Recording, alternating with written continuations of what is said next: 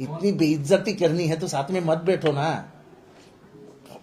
और मैं बताता हूं अजीत दादा के बारे में, तानाजी सावंत को गुस्सा क्यों है, तानाजी सावंत को गुस्सा क्यों आता है। उनकी एक फाइल थी, 3 लाख की गाड़ी वो 30 लाख रुपए में ले लो ऐसा कह रहे थे, और अजित पवार ने वो फाइल पे साइन करने से इनकार कर दिया। तो उल्टी तो आएगी कि खा के बैठे थे ना सब, तो निकल रहा था भाई क्या होगा, उल्टी होगी उल्टी होगी, तो उल्टी तो होने वाली है। एडवांस लिया था 50%, ये 50% लफड़ा कर रहा है सब महाराष्ट्र में। ये एडवांस और 50% जो चालू है ना, उससे 12 बज गए। हर काम में 50%, पुतले में 50%, तो फिर पुतला बनेगा कैसा, वैसा ही बनेगा। कुछ लोग कह रहे हैं हाइट जितना पुतले की बढ़ेगी उतना करोड़ रुपया करप्शन होगा, जितना फीट हाइट। नहीं नहीं नहीं नहीं नहीं नहीं, अगर 6 फुट हाइट है तो 3 फुट का करप्शन 50%। तो देखो ना, पुतला भी बीच में से ही टूटा है। वो तानाजी सावंत किसानों की औकात निकाल रहे हैं, किसानों का अपमान। किसान, उनको मालूम नहीं, तानाजी सावंत को किसान पहचानता नहीं था।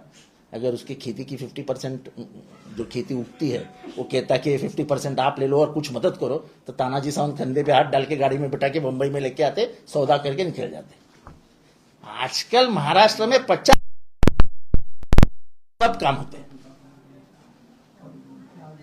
50% में पूरा महाराष्ट्र भी बेच देंगे। किसानों की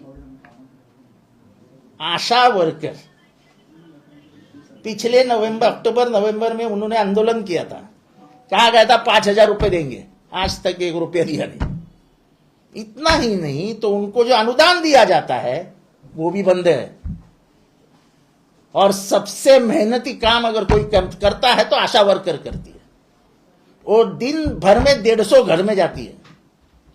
अभी मेरे एरिया में पहाड़ है, पहाड़, वो बेचारे आशा वर्कर हर रोज पहाड़ चढ़ती है, हर तुम्हारा सर्वे आशा वर्कर करती है। उसको जो अनुदान है, उसको महीने को जो पगार मिलना चाहिए वो भी वक्त पे नहीं मिल रहा है।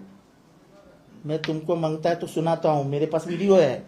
आशा वर्कर कह रही है भाई हम लाडली बहन नहीं है क्या, हम सरकार में काम कर रहे हैं, हमको हमारा वक्त पे कुछ मिलता भी नहीं है। मेरे पास वीडियो है, दिखो, वीडियो दिखाता हूं। मतलब 72,000 महिलाएं काम करती है महाराष्ट्र में। उनके घर कैसे चलते होंगे, सोचा है कभी सरकार ने? और आशा वर्कर घर बैठ जाएंगे तो आपको मालूम है क्या हो सकता है?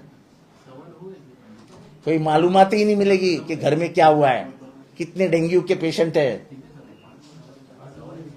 कौन सी बीमारी फैल रही है, वो पता ही नहीं चलेगा सरकार को।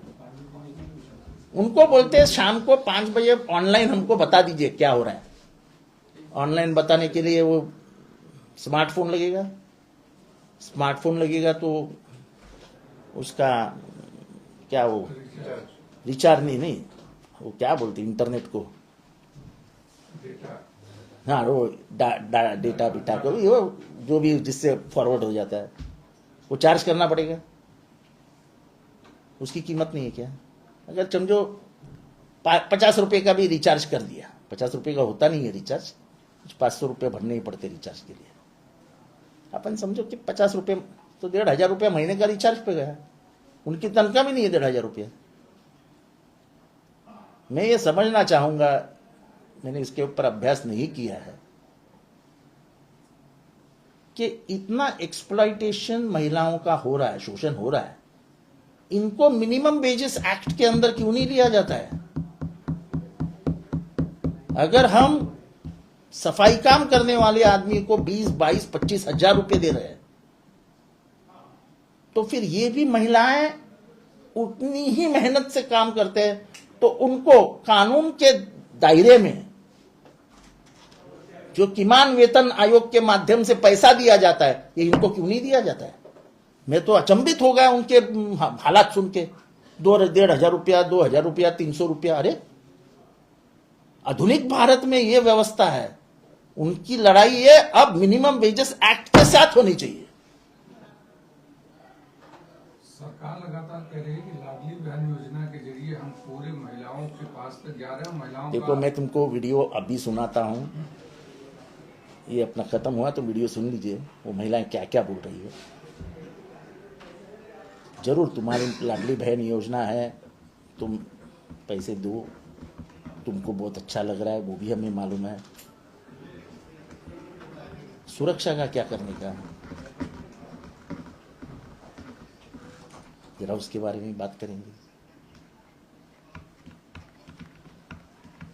इस महाराष्ट्र में फैलता हुआ द्वेष और मन में जो दुरावा आ गया है, हम जो दूर चले जा रहे हैं, उसका क्या करेंगे। ये महाराष्ट्र ऐसा नहीं है, एक दिल से एक जान से रहा है। जिसको मारा वो जलगांव से आ रहा था, वो मराठी बात कर रहा था,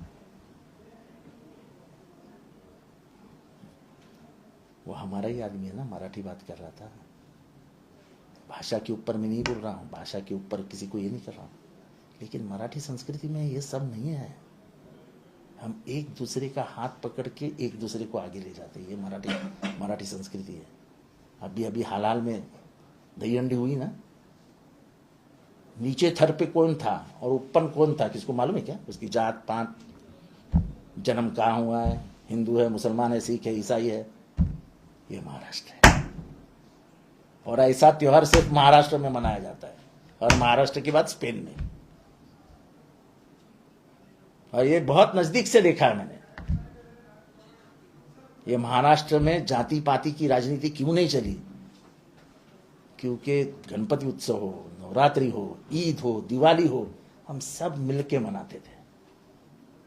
अब इतनी दूरियां बढ़ने लगी है कि और 50 साल के बाद किसी को समझाना पड़ेगा, इसको दिवाली कहते हैं और इसको ईद कहते हैं। जिस दिन ये हाल इस देश में आ गए, समझ देना ये देश पाकिस्तान हो गया। सर एक प्रश्न आहे सध्या मुख्यमंत्री आणि दोन्ही उपमुख्यमंत्री नागपूरला आहेत. एकनाथ शिंदे आणि देवेंद्र फडणवीस हेगडेवारांच्या स्मृतीस अभिवादन करायला गेलेत, मात्र अजित पवार हे नागपूरला असून देखील त्यांच्यासोबत गेलेले नाहीये. तर काय वाटतं की अजित पवार महायुतीतून वेगळा राम दुरावत चाललाय? अजित पवारांचा गेम वेगळा आहे, अजित पवारांचा गेम वेगळा आहे, तो तुम्हाला नाही समजणार. जाणं टाळलंय त्यांनी. तुम्ही जेव्हा मोदी शहांना भेटता तेव्हा तुम्ही कोणाला भेटता? कुठल्या विचारसरणीला भेटता? शहा